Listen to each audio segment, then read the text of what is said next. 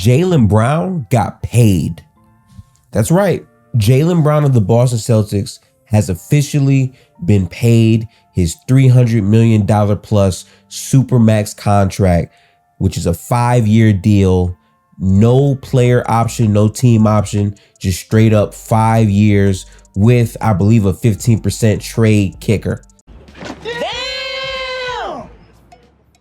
My initial reaction to this is Boston is committing to a franchise player. They've had Jaylen Brown for a super long time, and I'm always happy to see the players of the NBA get paid, because obviously there's a bunch of billionaires in the sport, so why not really pay these players and maximize their lives and their families' lives? I mean, $300 million is generational wealth, so shout out to Jaylen Brown for getting that. From a basketball perspective, though, this is a very interesting move from the Boston Celtics, because you already have Jason Tatum on the roster, who we all know is also going to be receiving his Supermax contract.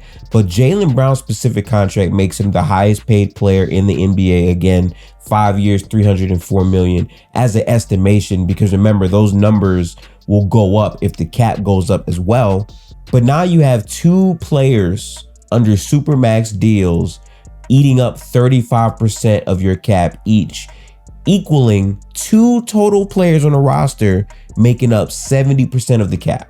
And I'm pretty sure that that type of payday for two players on one team is unprecedented in the NBA. So now the question becomes, for Boston, once Jason Tatum and Jaylen Brown are under these Supermax extensions, what is the team around them going to be in 2025, 2026, 2027?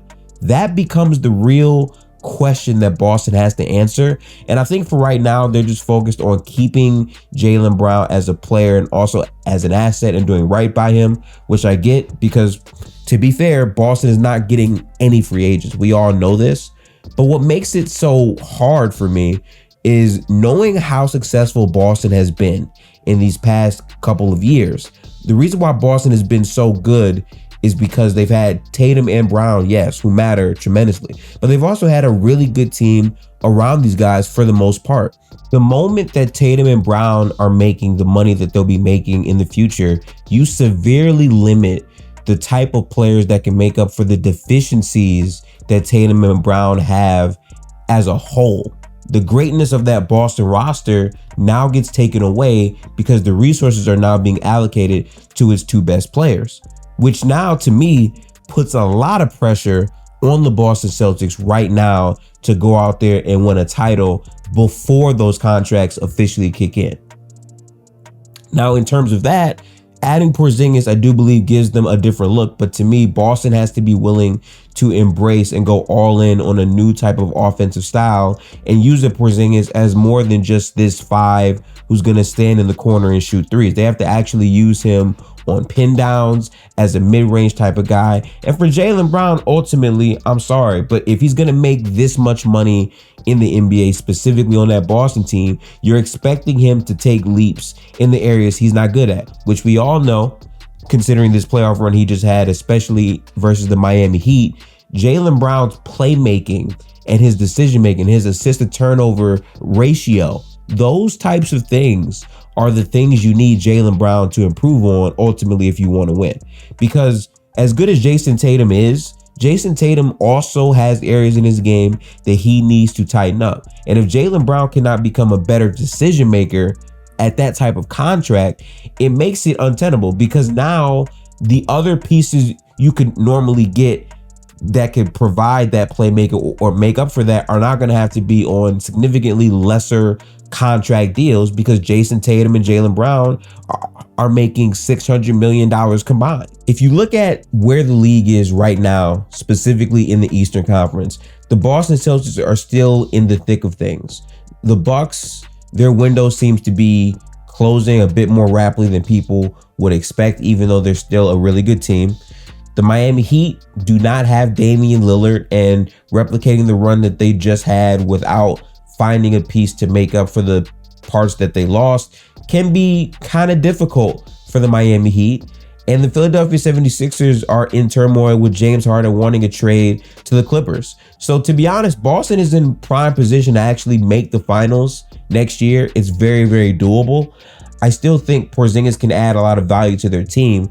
But this move is a move you have to look at in terms of the future when Tatum and Brown are under these contracts, and also from the lens that they're able to win a title in the next 2 years or 5 years, in that type of range. And when you look at that, it becomes questionable, because sure, right now Boston is still going to be this good team that we expect them to be. I 100% believe that. But this is more of when the money starts to dry up and the real money for Tatum and Brown kicks in under the new CBA. How can Boston improve their roster around these guys?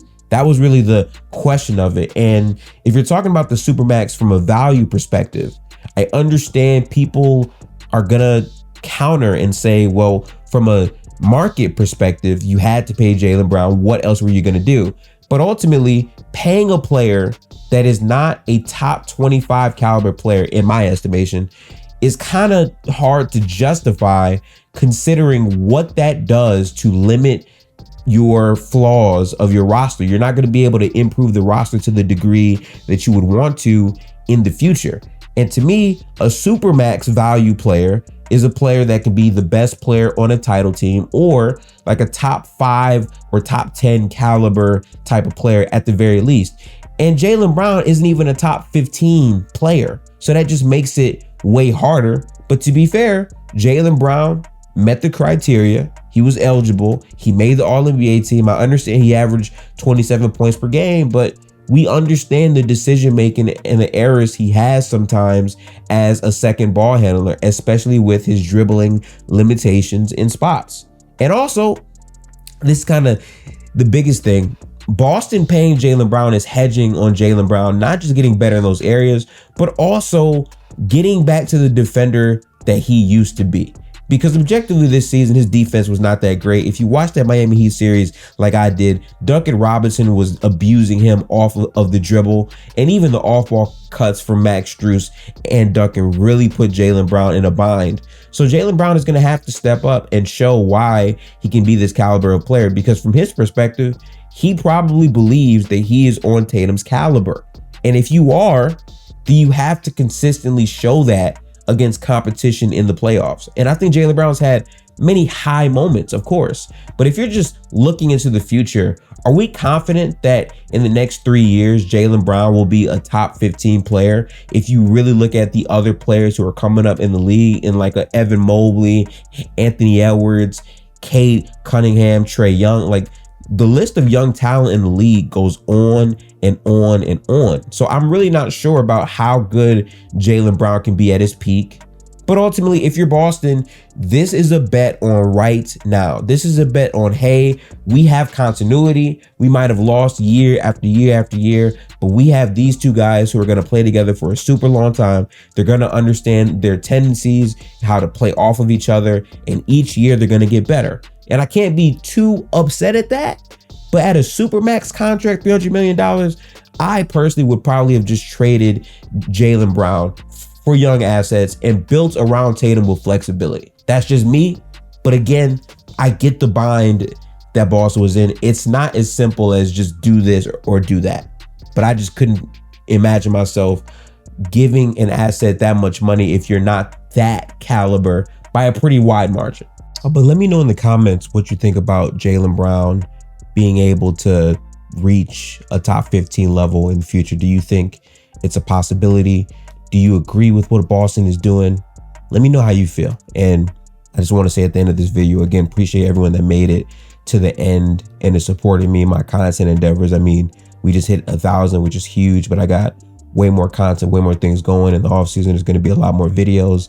And next week, I'm going to have podcasts that are going to examine all 30 of the individual teams to really focus on the ins and outs. So trust me, Boston's full examination is coming up next week. So make sure to tap in for that. I'm going to probably drop that on Thursday, but I really do appreciate all the support, because as someone that just works a lot, like 10-hour shifts, even right now, I have to go to work. I appreciate, the time it takes to sit here, watch a video, or be in the know with my notifications. So if you're new, make sure to like, comment, and subscribe. We got a lot more bangers, a lot more heat for the NBA dropping. We're not stopping. It might be the NBA off season, but it's my preseason. All right. I'm starting this, and I'm going to continue going all the way through to the NBA season. That's where I'm at with it. But yeah, in the comments, let me know how you feel about the Jaylen Brown extension, and do you think Jason Tatum and Jaylen Brown can win a championship in the next 5 years? Let me know.